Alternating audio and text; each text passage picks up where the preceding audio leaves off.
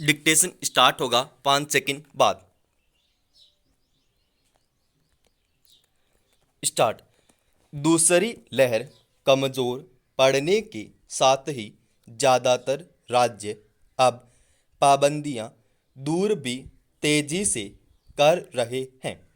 इस महीने के पहले हफ्ते से ही राज्यों ने अपने यहाँ चरणबद्ध तरीके से प्रतिबंधों में ढील देना शुरू कर दिया था, ताकि धीरे धीरे गतिविधियां सामान्य बनाने में मदद मिल सके।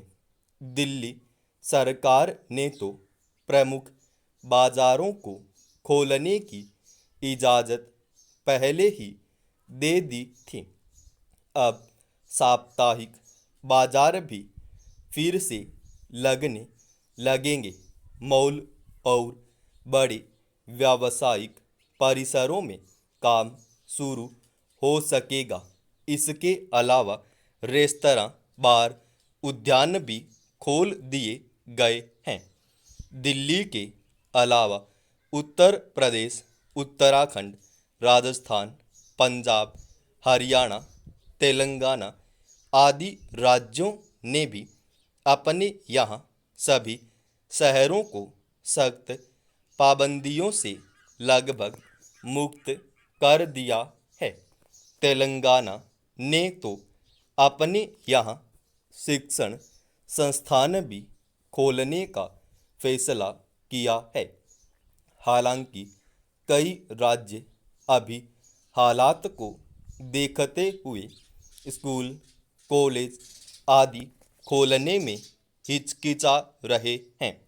इसमें कोई शक नहीं कि स्कूल, कॉलेज खुलते ही विद्यार्थियों की आवाजाही तेजी से बढ़ेगी और फिलहाल यह जोखिम भरा ही है। इसलिए शिक्षण संस्थानों, खेल परिसरों, जिम आदि खोलने की इजाज़त नहीं दी गई है। सबसे ज़रूरी तो फिलहाल छोटे बड़े कारोबारों को फिर से रफ्तार देने की ज़रूरत है। ताज़ा आंकड़े बता रहे हैं कि देश में अब महामारी की दूसरी लहर एक तरह से उतार पर है। 88 दिन बाद पहली बार रविवार को सबसे कम 53,000 मामले सामने आए। दिल्ली में तो यह आंकड़ा 100 से भी नीचे आ गया है। इसलिए अब जिंदगी को फिर से पुराने ढर्रे पर लौटाने की कवायद होनी चाहिए, लेकिन पूरी सतर्कता के साथ। इस बात से कोई इनकार नहीं करेगा कि महामारी का खतरा अभी टला नहीं है। लगभग 2 महीने की सख्त पाबंदियों के कारण फिर सिर्फ संक्रमण को फैलने से रोक पाने में कामयाबी भर मिली है। इसलिए अगर अचानक से भीड़ बढ़ने लगेगी तो फिर से संक्रमण फैलने में देर नहीं लगेगी। तीसरी लहर को लेकर महामारी विशेषज्ञों की चेतावनियों को नज़रअंदाज करना पड़े, जोखिम को न्योता देना ही होगा।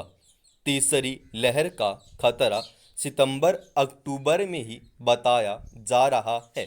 हालांकि विषाणु के बदलते रूपों को देखते हुए यह भविष्यवाणी कर पाना बहुत ही मुश्किल है कि कौन सी लहर कितनी घातक होगी। इसलिए अब सारा जोर बचाव संबंधी उपायों पर ही होना चाहिए।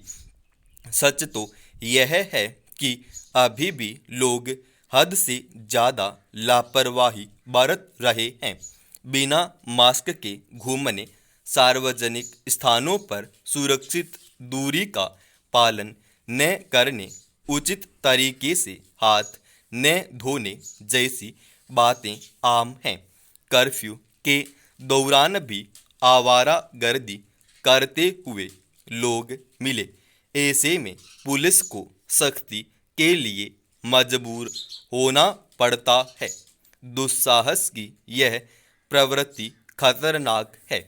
बाजार में चहल पहल होते ही लोग मान लेते हैं कि अब महामारी खत्म हो गई है, पर ऐसा है नहीं, खतरा बरकरार है। इसलिए बचाव ही सबसे बड़ी सुरक्षा है। इस वक्त सबसे बड़ी चुनौती लोगों की जान बचाने और अर्थव्यवस्था को संभालने की है। अगर सिर्फ लापरवाही के कारण ही हालात बिगड़ते रहे तो बार बार प्रतिबंध लगाने पड़ सकते हैं। ऐसे में बाजार नहीं खुलेंगे तो कारोबार कैसे चल पाएंगे, यह सोचने की ज़रूरत है। बंदी और प्रतिबंधों जैसे कदम से राज्यों को हजारों करोड़ रुपए के राजस्व का घाटा हो चुका है।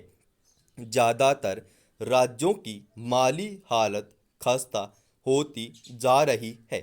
टीकाकरण की स्थिति क्या है, यह किसी से छिपा नहीं है।